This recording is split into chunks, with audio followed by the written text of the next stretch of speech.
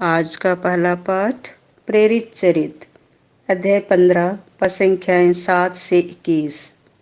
मेरा विचार यह है कि जो गैर यहूदी ईश्वर की ओर अभिमुख होते हैं उन पर अनावश्यक भार ना डाला जाए। जब बहुत वाद विवाद हो चुका था तो पेतरुस ने उठकर यह कहा, भाइयों, आप जानते हैं कि ईश्वर ने पिछले दिनों आप लोगों में से मुझे चुनकर निश्चय किया कि गैर यहूदी मेरे मुख से सुसमाचार का वचन सुने और विश्वास करे। ईश्वर मनुष्य का हृदय जानता है। उसने उन लोगों को हमारे ही समान पवित्र आत्मा प्रदान किया। इस प्रकार उसने उनके पक्ष में साक्ष्य दिया और विश्वास द्वारा उनका हृदय शुद्ध कर हम में और उनमें कोई भेद नहीं किया। जो जुआ ना तो हमारे पूर्वज ढोने में समर्थ थे और न हम उसे शिष्यों के कंधों पर लाद कर आप लोग अब ईश्वर की परीक्षा क्यों लेते हैं।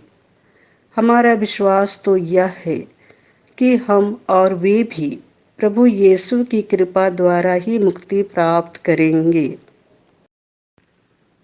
सब चुप हो गए और वे बरनबास तथा पौलुस की बातें सुनते रहे, जो उन चिन्हों तथा चमत्कारों के विषय में बता रहे थे जिन्हें ईश्वर ने उनके द्वारा गैर यहूदियों के बीच दिखाया था।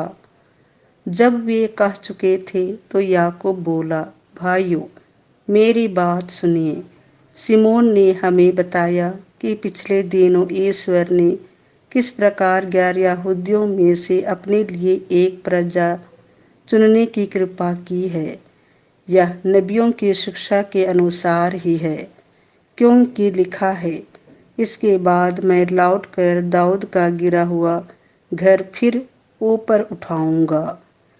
मैं उसके खंडहरों का पुनर्निर्माण करूंगा और उसे फिर खड़ा करूंगा, जिससे मानव जाति के अन्य लोग अर्थात सभी राष्ट्र जिन्हें मैंने अपनाया है प्रभु की खोज में लगे रहें। जो ये कार्य संपन्न करता और प्राचीन काल से जानता है वही प्रभु यह कहता है। इसलिए मेरा विचार यह है कि जो गैर यहूदी ईश्वर की ओर अभिमुख होते हैं उन पर अनावश्यक भार ना डाला जाए, बल्कि पत्र लिखकर उन्हें आदेश दिया जाए कि वे देव मूर्तियों पर चढ़ाए हुए मांस से, व्यभिचार से, गला घोटे हुए पशुओं के मांस से और रक्त से परहेज करें, क्योंकि प्राचीन काल से नगर नगर में मूसा के प्रचारक विद्यमान हैं और उनकी संहिता प्रत्येक विश्राम दिवस को सभागृहों में पढ़कर सुनाई जाती है। यह प्रभु की वाणी है।